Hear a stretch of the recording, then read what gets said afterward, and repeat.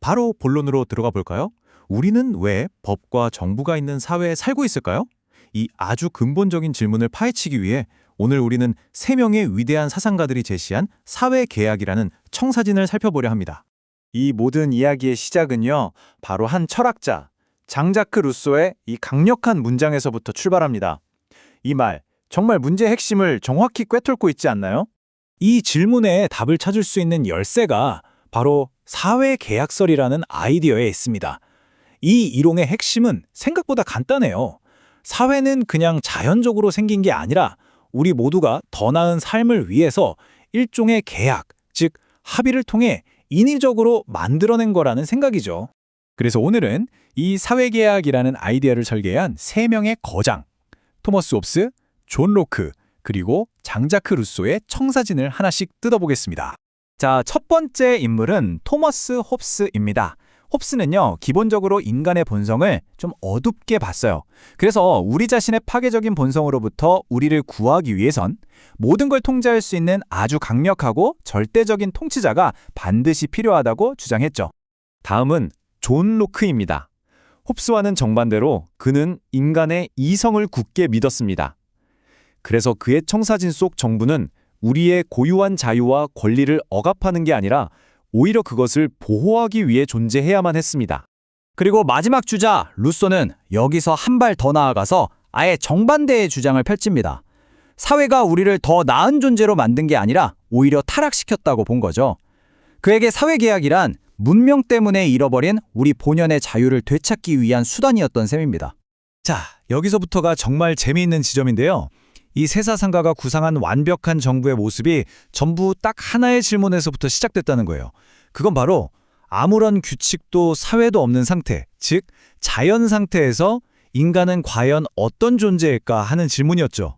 홉스가 상상한 자연 상태는 정말 끔찍합니다. 한마디로 지옥이죠. 정부가 없다면 인간은 오직 자신의 이익과 생존에 대한 두려움에 따라 움직이는 존재라는 겁니다. 이게 바로 그 유명한 만인에 대한 만인의 투쟁 상태고, 이런 세상에서 삶은 그저 끔찍하고 쩔굴 뿐이라고 봤어요. 하지만 로크는 인류를 훨씬 긍정적으로 봤습니다. 그는 인간이 그저 혼돈 속에서 싸우기만 하는 존재가 아니라 이성이라는 걸 통해서 뭐가 옳고 그른지 스스로 판단할 수 있는 존재라고 믿었던 거죠. 네, 바로 이 점이 홉스와의 절정적인 차이를 보여줍니다. 로크는 인간이 물론 완벽하진 않지만 실수를 통해서 배우고 또 이성을 통해서 더 나은 방향으로 나아갈 수 있는 그런 가능성을 본 거예요. 루소는 여기서 아예 판을 뒤집어 버립니다. 그는 우리가 문명 이전, 즉 자연 상태에서 가장 순수하고 완벽했다고 주장해요. 경쟁도 질투도 없이 평화롭고 도덕적인, 그가 말한 고귀한 야만인이었다는 거죠. 자, 생각해보면 이상하죠? 이렇게나 서로 다른 자연 상태를 그렸는데 왜 세 사람 모두 사회 계약이 필요하다고 입을 모았을까요? 그리고 그 계약을 위해서 우리는 대체 뭘 내어줘야 했을까요? 홉스에게 이 계약은 아주 명확한 거래였습니다. 생존을 위한 거래요. 여러분이 가진 무한한 자유, 그러니까 남의 것을 빼앗을 자유까지 포함된 그 모든 자유를 포기하는 겁니다. 그 대가로 강력한 주권자가 여러분을 죽음의 공포와 혼란에서 지켜주는 거죠. 말 그대로 안전과 자유를 맞바꾸는 셈입니다. 하지만 로크에게 계약은 자유를 포기하는 게 아니었어요. 오히려 그 반대였죠. 우리가 동의한 법의 테두리 안에서 우리의 자유를 훨씬 더 안전하게 보호하고 또 확장하는 수단으로 본 겁니다. 법이 자유의 족쇄가 아니라 방패가 된다는 생각, 정말 멋지지 않나요? 루소의 생각은 훨씬 더 급진적입니다. 그는 우리가 지금 맺고 있는 이 사회계약 자체가 애초에 잘못된 계약이라고 봐요. 일종의 사기극이라는 거죠. 왜냐? 사유재산이 생겨나면서 가진 자들이 자기 재산을 지키고 이 불평등한 구조를 계속 유지하기 위해 만들어낸 거라는 주장입니다. 바로 이 지점이에요. 내 것과 내 것을 나누는 사유재산이 생기고 또 하는 일이 달라지면서 사람들은 서로를 비교하고 질투하기 시작했다는 겁니다. 루소는 바로 이 과정에서 탐욕과 경쟁이 생겨났고 결국 우리의 평화로웠던 본성을 망가뜨렸다고 본 거죠. 자, 그렇다면 이 세 가지 서로 다른 생각은 과연 어떤 모습의 이상국가로 이어졌을까요? 각 철학자가 머릿속에 그렸던 완벽한 정부의 청사진을 한번 들여다보죠. 보시면 아시겠지만 정말 세 가지 다른 결과가 나옵니다. 먼저 홉스는 혼돈을 막기 위해 막강한 힘을 가진 절대군주, 그가 리바이어던이라고 부른 존재가 필요하다고 봤고요. 반면 로크는 시민들의 동의를 바탕으로 그들의 권리를 보호해주는 대의정부, 즉 오늘날의 민주주의와 비슷한 시스템을 주장했습니다. 그리고 마지막으로 루소는 모든 시민이 직접 정치에 참여하는 직접 민주주의가 이상적이라고 생각했죠. 루소의 사상을 이해하려면 이 일반의지라는 개념이 정말 중요합니다. 이건 그냥 다수결 같은 단순한 게 아니에요. 개개인의 이기적인 마음을 다 넘어선 우리 공동체 전체를 위한 최선의 이익, 바로 그걸 말하는 겁니다.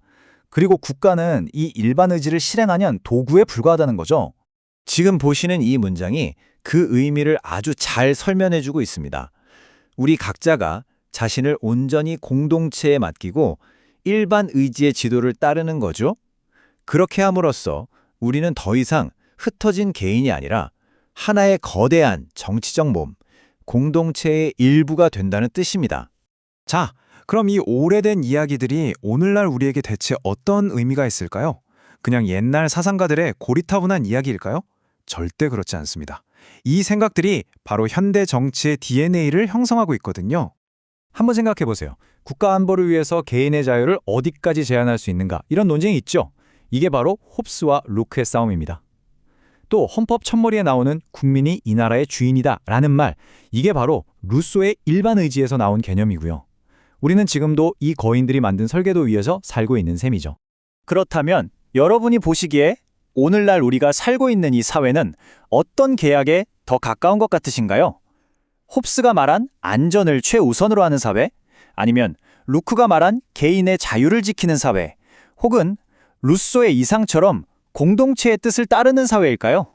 그리고 마지막으로 이 질문을 여러분께 던지면서 마무리하고 싶습니다. 만약 여러분에게 사회를 처음부터 다시 설계할 기회가 주어진다면 여러분이 만들 사회계약의 제1원칙은 무엇이 될까요? 여러분의 이상적인 사회는 어떤 모습인가요? 한 번쯤 깊이 생각해 보시면 좋겠습니다.